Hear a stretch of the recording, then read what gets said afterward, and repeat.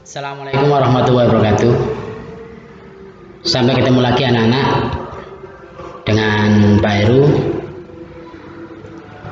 Pada kali ini tetap pada bab yang sama, yaitu materi IPS kelas 7 semester 2, bab 1, ketergantungan antar uang dan pengaruhnya terhadap kesejahteraan.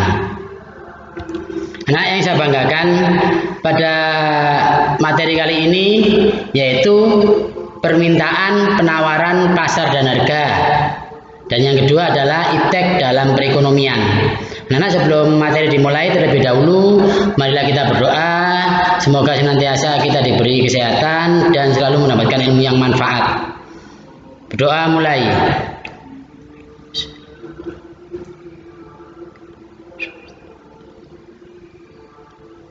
Anak yang saya banggakan,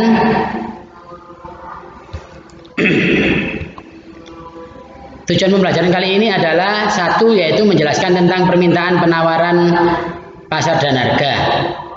Yang kedua adalah menjelaskan tentang iptek dalam perekonomian. Jadi dua materi ini yang perlu saya sampaikan pada pertemuan singkat ini. Adapun persepsi sama seperti pada 2 minggu kemarin sudah saya sampaikan. Anak-anak, permintaan, penawaran, pasar dan harga.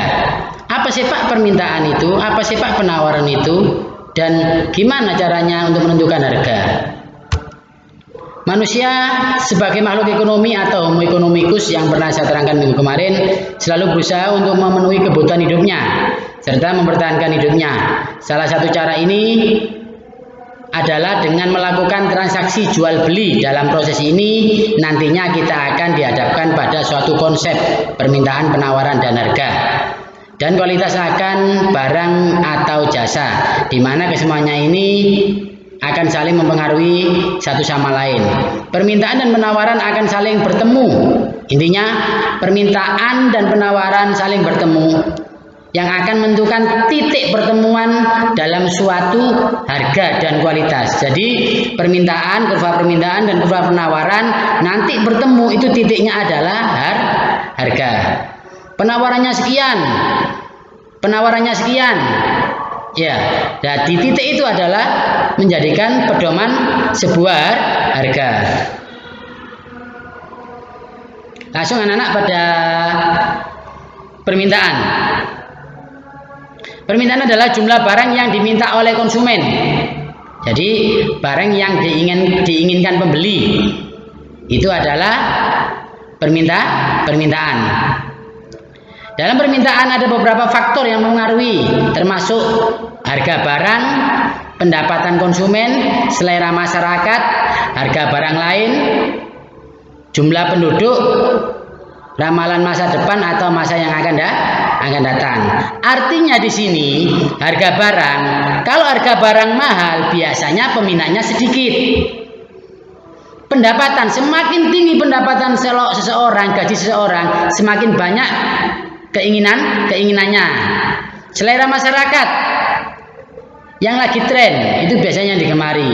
Harga barang lain, kompetitor. Jadi barang lain itu selisihnya berapa? Barangnya apian iki, harganya bagusan ini, misalkan. Ini akan menjadi sebuah pertimbangan. Jumlah penduduk, semakin banyak penduduk, semakin banyak kebutuhan yang diinginkan oleh masyarakat. Berarti semakin banyak barang yang diinginkan.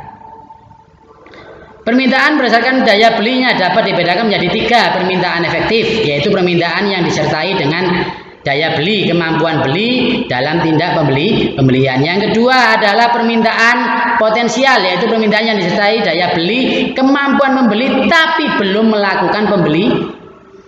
Kepingin tapi mboten tumbas. Permintaan absolut, yaitu permintaan tanpa disertai dengan daya beli. Kurva permintaan bergerak dari kiri ke atas kanan, bawah atau slow, negatif. Ya, dari kiri, kalau dari Pak Heru dari kanan. Ya, gambar itu dari kiri ke atas. Pada sisi pada sisi Pak Heru itu adalah harga, yang bawah adalah jumlah. Nah nanti untuk penemuan kurva ini maka akan yang menjadikan sebuah harga. Coba kita lihat dulu pada penawaran biar anak tidak bingung. Pada penawaran adalah jumlah barang yang ditawarkan, artinya penjual menawarkan barangnya atau penyaplai barang. Tidak jauh berbeda dengan permintaan yang dipengaruhi oleh hal-hal seperti harga barang, selera masyarakat, penawaran, dan lain sebagainya. Seperti tadi.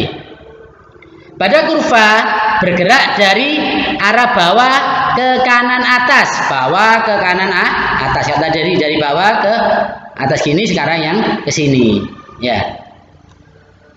Ini ya, dari bawah ke kanan. Ini nanti saya contohkan untuk harga. Gimana harga itu bisa tercapai? Harga pasar. Harga pasar adalah harga yang disepakati oleh penjual dan pembeli setelah melalui proses tawar-menawar. Artinya harga yang ditawarkan sama pembeli yang menawar harga. Harga pasar terbentuk karena adanya kekuatan permintaan dan penawaran. Biasanya semakin banyak barang, harga semakin murah. Semakin barang itu sedikit, semakin mahal. Permintaan dan penawaran akan berada dalam keseimbangan pada harga pasar bila jumlah yang diminta sama dengan jumlah yang ditawarkan. Kurva pasar merupakan pertemuan antara, ingat yang perlu digarisbawahi, kurva pasar merupakan pertemuan antara kurva permintaan dan penawaran. Tadi sudah saya sebutkan berkali-kali. Itu lihat. Ya, tadi yang garis biru, ya. Dari kiri ke kanan itu permintaan. Nah, dari bawah ke kiri ke atas itu adalah penawaran. Nah, titik antara garis hitam dan biru itu adalah harga. Bertemunya antara permintaan dan penawaran. Anak-anak, mungkin itu materi untuk yang pertama. Yang kedua adalah iptek dalam perekonomian. Untuk ini saya tidak akan mengulas lebih banyak karena lebih banyak anak-anak mencari referensi bacaan-bacaan biar lebih banyak apa yang dicapai. Siapa yang suka atau pernah makan di kafe? Rata-rata dari kita pasti pernah di kafe. Saat makan di kafe tanpa sadar kita melakukan kegiatan ekonomi. Kegiatan ekonomi yang kita lakukan saat makan di kafe adalah kegiatan konsumsi. Selain konsumsi ada juga kegiatan ekonomi lain, yaitu produksi dan distribusi. Apa sih pengertian dari masing-masing? Produksi, distribusi, konsumsi.